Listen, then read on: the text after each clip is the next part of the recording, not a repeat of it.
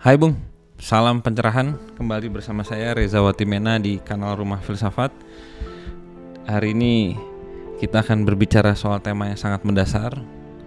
Tapi sebelum itu, saya ingin mengajak teman-teman untuk membaca buku ya. Jadi visi dari Rumah Filsafat itu kan sederhana sebenarnya. Kita ini ingin membangun dunia yang sadar dan bernalar sehat. Ya kami sadar betul ya, ini tidak akan mungkin terjadi 100% ya, tapi setidaknya kita punya arah yang jelas ya. Dan untuk bisa membangun dunia yang sadar dan bernalar sehat ini, kita harus juga tidak hanya banyak diskusi, tapi juga harus banyak-banyak membaca gitu. Dan saya sudah menulis banyak buku beberapa tahun ini, isinya isi refleksi-refleksi filosofi soal kehidupan sehari-hari. Dan jangan ragu-ragu untuk membaca. Mungkin kalau belum punya uang bisa pinjam dulu di Perpustakaan Nasional atau di perusahaan kampus gitu ya. Saya rasa mereka juga pasti koleksi gitu ya, kalau kampusnya bagus gitu ya. Dan kalau tertarik bisa membeli, dan ya silakan juga mendukung karya-karya Rumah Filsafat untuk menyebarkan ide-ide pencerahan, membangun dunia yang sadar dan bernalar sehat. Dan jangan lupa banyak cara untuk mendukung kami, salah satunya dengan follow kami di berbagai sosial media kami. Dan kami baru saja melebarkan sayap di Spotify dan di Noise ya. Saya juga baru dengar Noise ya, tapi ternyata sudah cukup familiar di dunia persosial mediaan. Dukung kami juga di sana, follow kami, dan nanti kami akan juga membuat merchandise ya, pernak-pernik aksesoris Rumah Filsafat ya. Inisiatif para manajer Rumah Filsafat ini, mungkin apa ya, payung gitu ya. Kan lagi musim hujan gitu. Payung yang bisa diubah menjadi jaket gitu kan. Wah, itu ide bagus tuh ya. Payung kalau dilipat jadi jaket, tinggal silahkan dipikirkan desainnya gimana gitu. Ya, tetap sama supaya kami menyebarkan ide-ide Rumah Filsafat ini, memperkenalkan Rumah Filsafat ke publik gitu ya, supaya semakin banyak orang yang follow kami dan semoga bisa mendapatkan ide-ide pencerahan, ide-ide baru lah. Saya ngomong pencerahan, pede banget tuh pencerahan gitu ya. Ide-ide baru lah untuk menjalani hidup. Semoga bisa membantu juga. Dan kami akan infokan sesegera mungkin di channel ini juga dan di berbagai sosial media kami. Ada di Instagram, di Noise, di Spotify, di Facebook kita punya nggak sih? Ya di YouTube lah yang pasti lah. Di sini kita akan menginfokan gitu. Nah, tema hari ini tidak kalah menariknya gitu ya, yaitu soal keluar dari penderitaan. Keluar dari penderitaan. Sesuatu yang dialami oleh semua manusia ya, menderita. Jangan kemana-mana, kita akan segera membicarakan tema ini.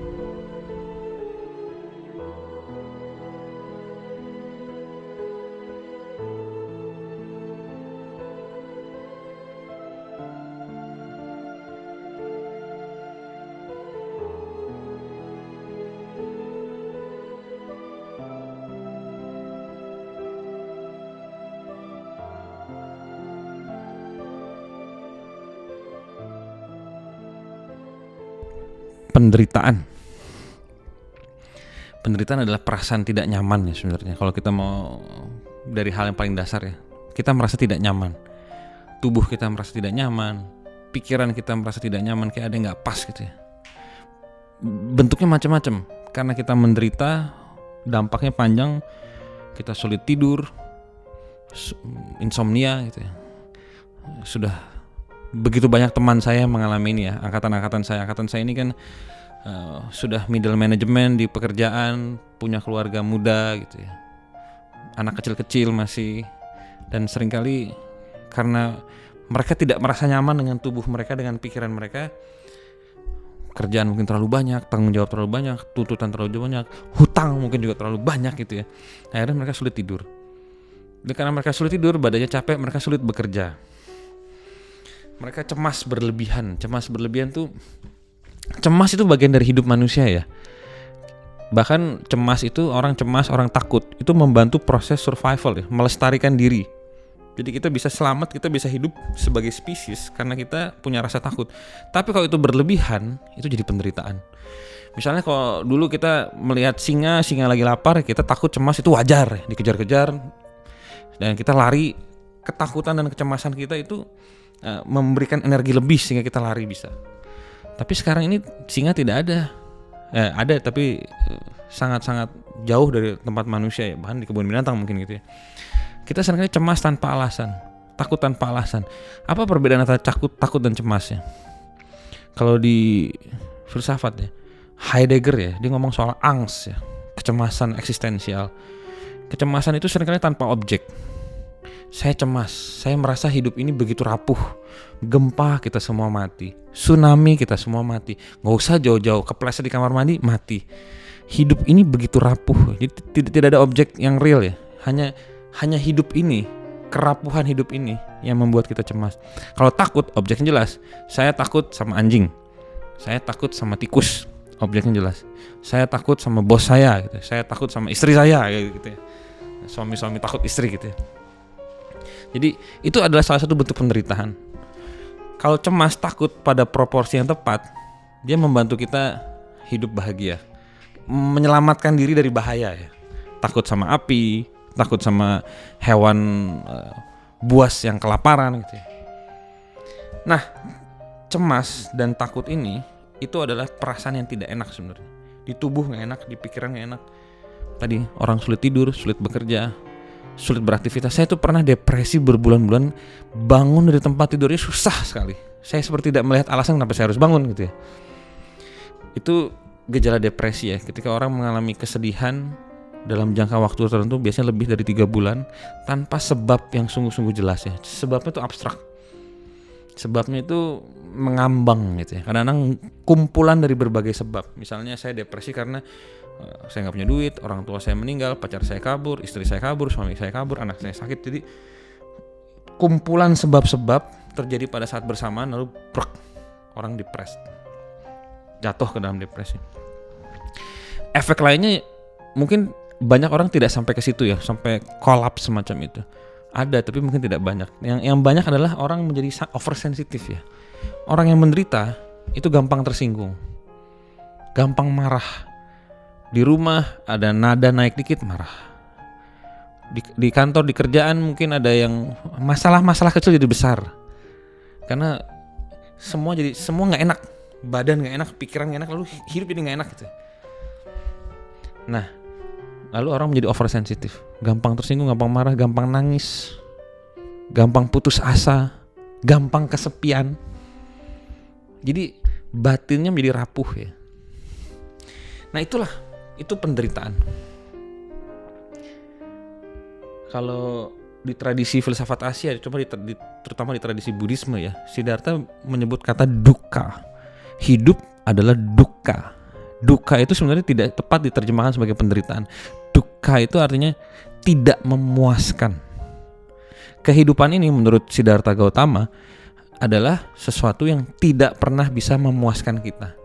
Apapun yang kita lakukan dengan itu kenikmatan panca indera ya, makan, seks, jalan-jalan, tidak akan pernah memuaskan kita. Terpuaskan lahir lagi kebutuhan, terpuaskan lahir lagi keinginan. Misalnya pengen makan enak, pergi makan enak, kenyang, besok pengen lagi. Jadi memang tidak pernah terpuaskan. Pengen uang, dapat uang, merasa kurang, akhirnya nyolong, korupsi. Punya pacar, punya istri, punya suami, bahagia tapi kemudian merasa kurang, selingkuh. Jadi dunia ini isinya adalah duka, ketidakpuasan. Itu kata Siddhartha Gautama. Analisisnya sangat tajam menurut saya. Jadi tidak akan pernah memuaskan. Analoginya itu seperti minum air laut atau minum air garam ya. Haus minum air tapi semakin lama semakin haus terus. Ya itu ciri dari kehidupan sebenarnya. Dan saya sepakat dalam hal ini dengan Siddhartha Gautama. Nah, coba kita lihat lebih jauh ya, fenomena penderitaan ya. Mengapa manusia menderita? Kebetulan saya dan teman saya baru berdiskusi soal ini minggu lalu ya, di sebuah kafe di Jakarta Timur, kafe kecil. Kenapa sih hidup itu penuh penderitaan, penuh kekecewaan? Jawaban saya satu, karena pikiran. Pikiran adalah sumber baik untuk penderitaan maupun untuk kebahagiaan. Tapi karena kita dari kecil tidak pernah dididik soal apa itu pikiran, bagaimana mengelola pikiran, kita tidak pernah belajar soal itu, akhirnya kita menderita semua. Ada yang menderita pura-pura tidak menderita, kelihatannya semua baik-baik saja tapi dalam hati menderita. Ada yang menderita ngenes banget ya, tampilan luar dan tampilan dalam isinya penderitaan semua. Tapi pada dasar kita semua tidak puas, kita semua menderita karena kita tidak paham soal pikiran kita sendiri. Bukan salah kita juga, karena kita tidak diajarin gitu ya. Saya sendiri harus mengalami penderitaan yang begitu berat untuk bisa paham soal hakikat pikiran ini ya. Dan itu saya belajar dari filsafat Asia, makanya saya semi banting setir dari filsafat Eropa ke filsafat Asia, karena kajian soal pikiran sampai ke dalam itu ada di dalam filsafat Asia sebenarnya. Di dalam tradisi Dharma Asia. Dharma itu jalan pembebasan Asia ya. Nah, pikiran macam apa sih yang membuat kita menderita? Sederhana, pikiran yang terus bergerak, pikiran yang terus melompat-lompat. Melompat kemana? Ke masa lalu, menyesali, mengenang, sedih, atau ke masa depan, berimajinasi, lalu menciptakan kecemasan. Nanti kalau ada apa-apa gimana ya? Nanti kalau aku pacaran sama dia nanti gini. Nanti kalau saya kerja nanti gini. Nanti pasti gini. Nanti gini. Kalau dulu, aduh, pacar saya tuh begitu baik, kerjaan saya begitu bagus. Nah, pikiran yang jumping, yang melompat-lompat semacam ini antara masa lalu, masa depan, masa lalu, masa depan, masa lalu, masa depan, terus inilah neraka kehidupannya. Jadi neraka itu nggak perlu tunggu selama nanti. Kalau pikiran kita kacau, kita sudah di neraka. Badan kita nggak enak, tidur susah, makan susah, akhirnya depresi. Dan paling orang udah nggak kuat nih, paling menyakitkan adalah bunuh diri. Karena orang sudah merasa badan nggak enak, pikiran nggak enak, lalu mau ngapain hidup lagi? Mau ngapain gitu? Bunuh diri gitu. Jadi itu pikiran yang melompat, jumping mind, pikiran yang selalu bergerak ya, moving endlessly, pikiran yang terus bergerak tanpa henti. Akhirnya menciptakan overthinking atau overanalisis, analisis berlebihan atau berpikir berlebihan. Itu yang pertama. Yang kedua adalah kita tidak paham soal dunia ini. Ya, saya sering bilang ya, kebijaksanaan itu sebenarnya gampang, melihat dunia sebagaimana adanya, melihat kenyataan sebagaimana adanya. Saya sering di podcast sebelumnya, di episode sebelumnya, saya sudah sering ngomong soal ini. Kalau kita bisa melihat dunia apa adanya, hidup kita akan jauh lebih tenang, lebih damai. Nah, dunia itu adalah sesuatu yang terus berubah.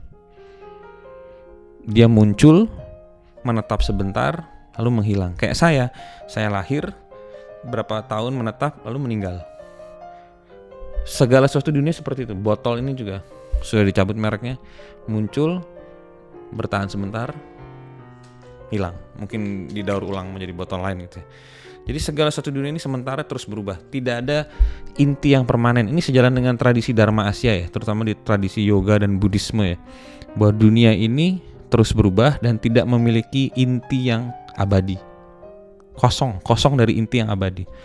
Nah, kalau kita paham bahwa dunia itu seperti itu, termasuk apa? Termasuk kerjaan kita, karir kita, kisah cinta kita dengan istri, dengan suami, itu pun juga sementara.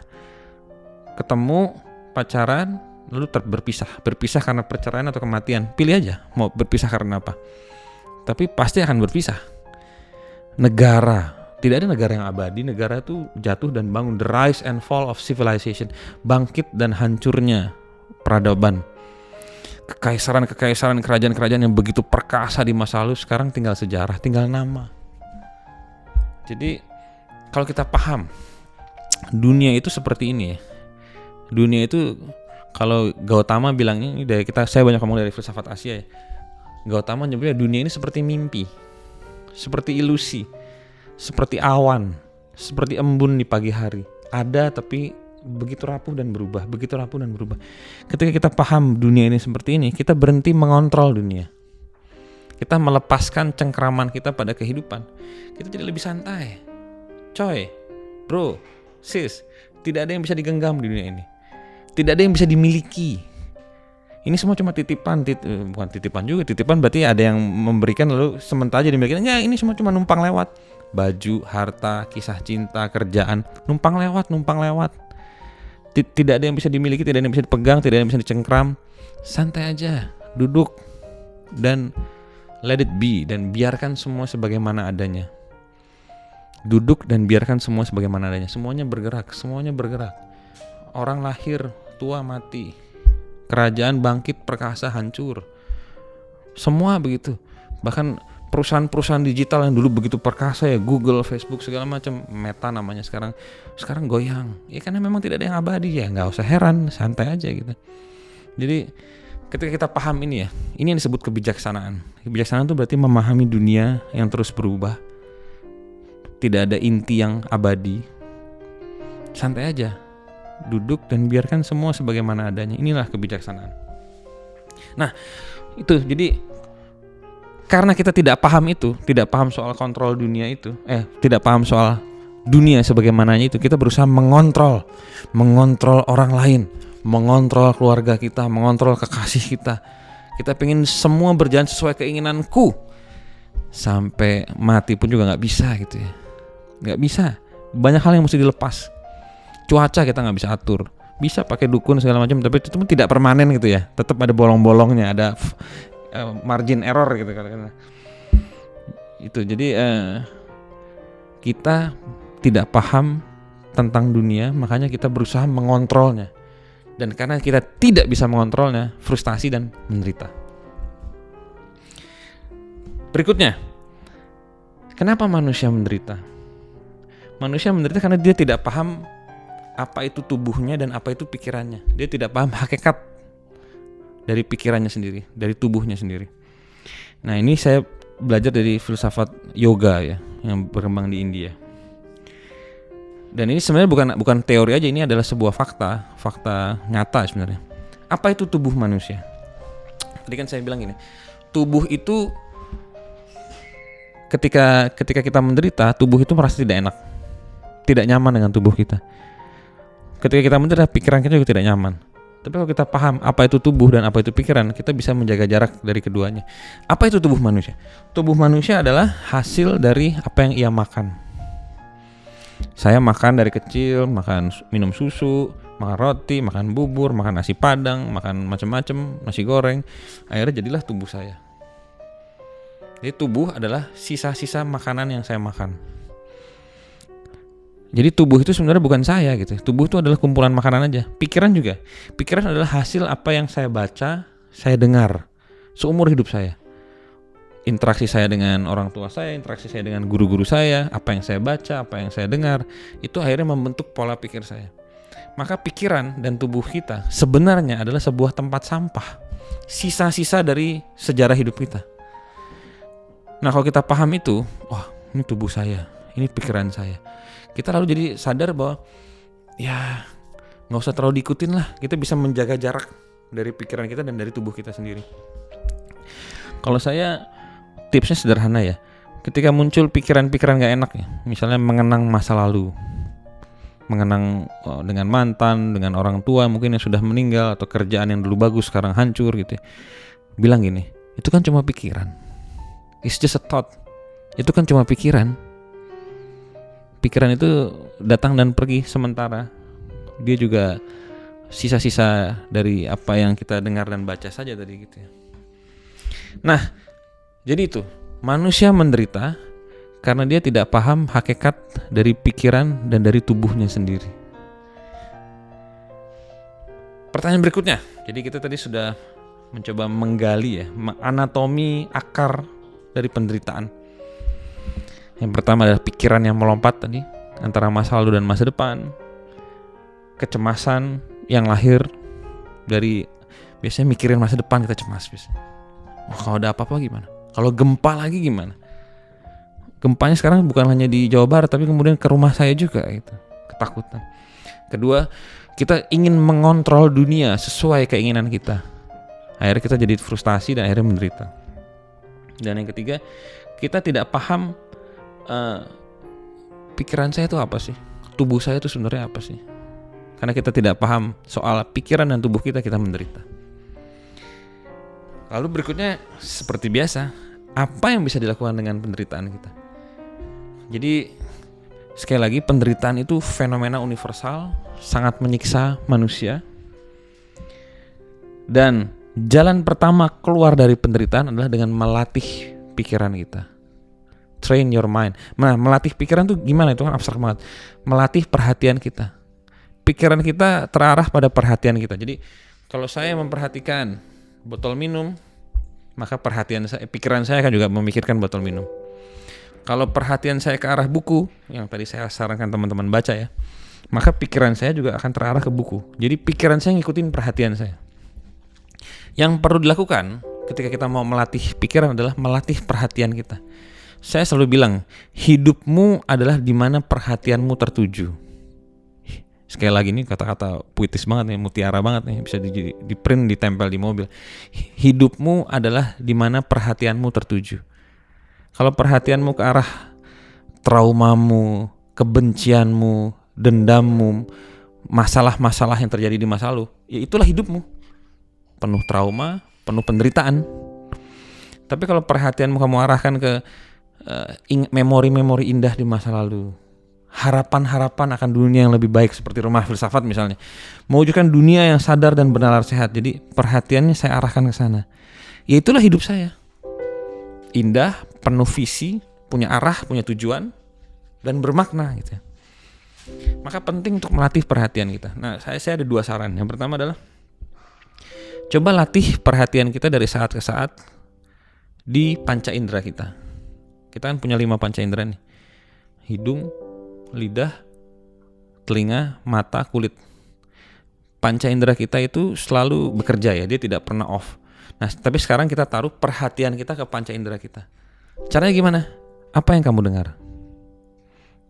Suaranya Mas Reza. Ya emang ya. Perhatikan suara itu. Apa yang kamu lihat? Mukanya Mas Reza. Perhatikan muka itu. Muka yang baru mandi sekali sehari gitu ya. Ya ini udah jam segini ya belum mandi lagi gitu ya.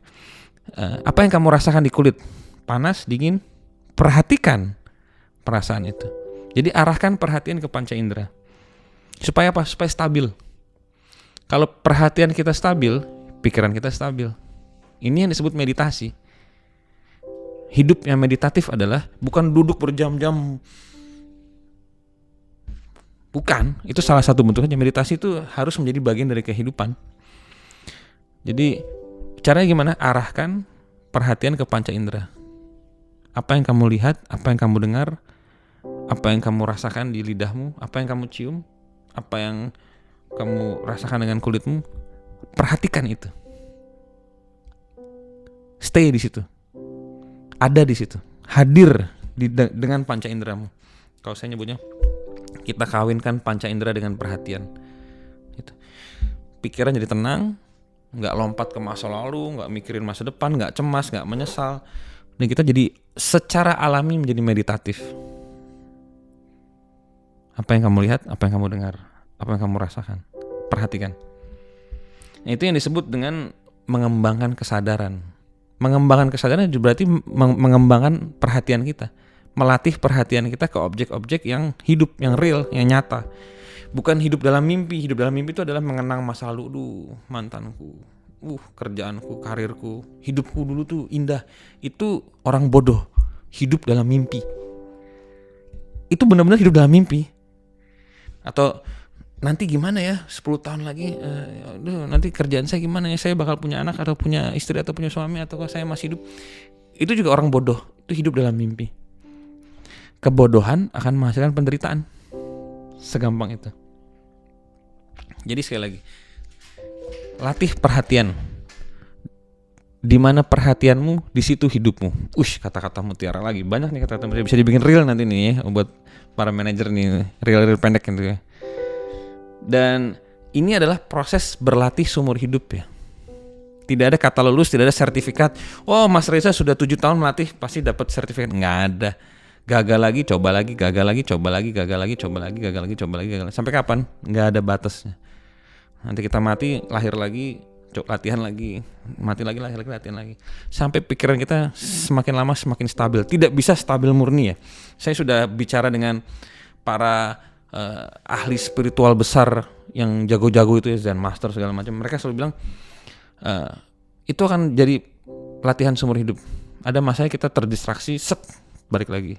Kita tiba-tiba ingat masa lalu, balik lagi. Sederhana, taruh perhatianmu di panca inderamu. Latih terus. Itu satu. Terus yang kedua, tadi kita perlu sungguh sadar ya. soal tadi hakikat pikiran dan hakikat tubuh kita. Pikiran kita tuh adalah tempat sampah, tubuh kita juga adalah tempat sampah. Pikiran itu tempat sampah dari apa yang kita baca dan kita dengar.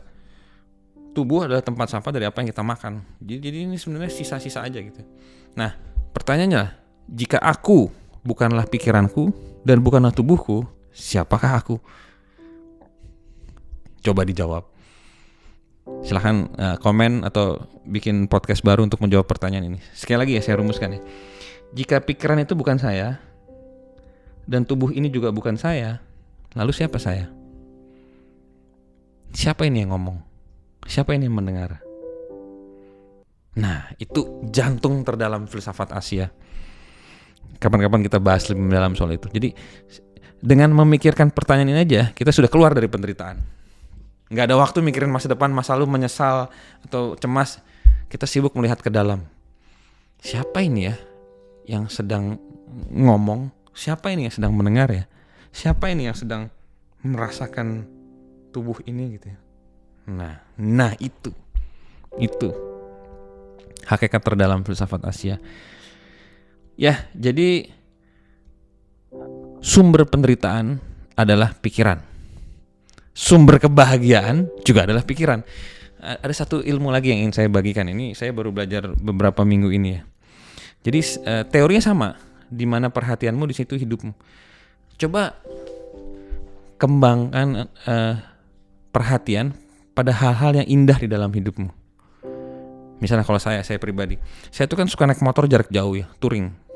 Saya pernah satu hari itu di Magelang, sekitar jam 7 pagi ya, jadi udaranya masih enak dingin. Dan saya masuk sebuah daerah, jalan, kiri kanan sawah, lalu ada gunung. Dan langit tuh biru, gak ada awan. Itu saya seperti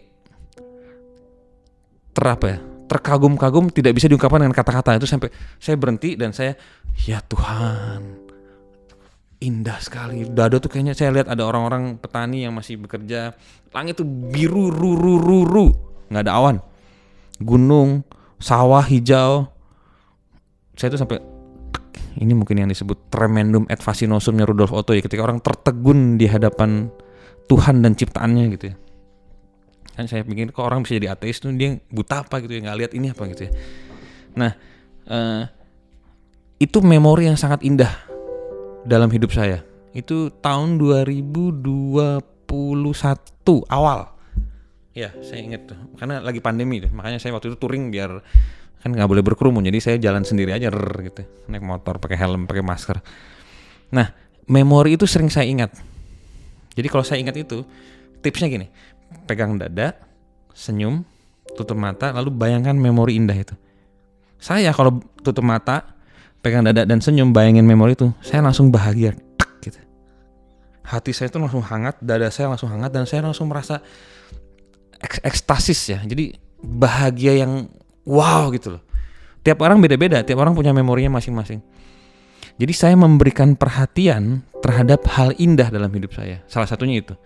Banyak ya, saya juga punya ponakan saya ketika dia masih kecil tuh saya sering anterin ke sekolahnya gitu, saya sering ajak main, itu memori yang sangat indah.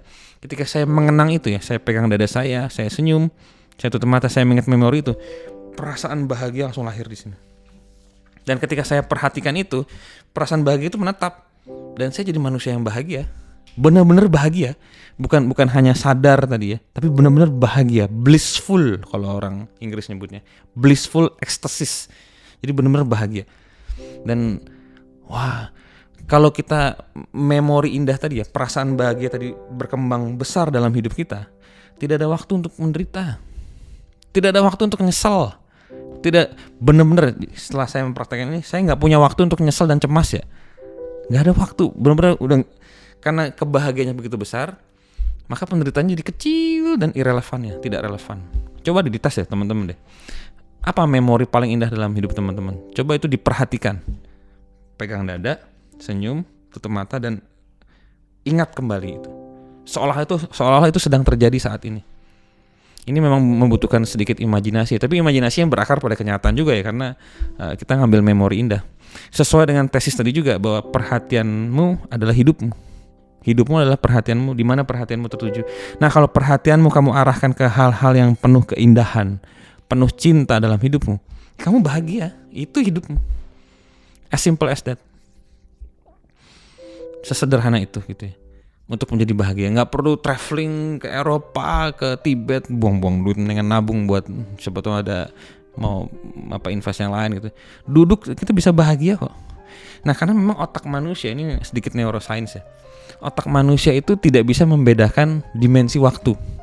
Jadi kalau saya bilang tadi, saya tutup mata, saya pegang dada, saya senyum, saya sedang naik motor di Magelang. Otak saya mengira itu yang sedang terjadi.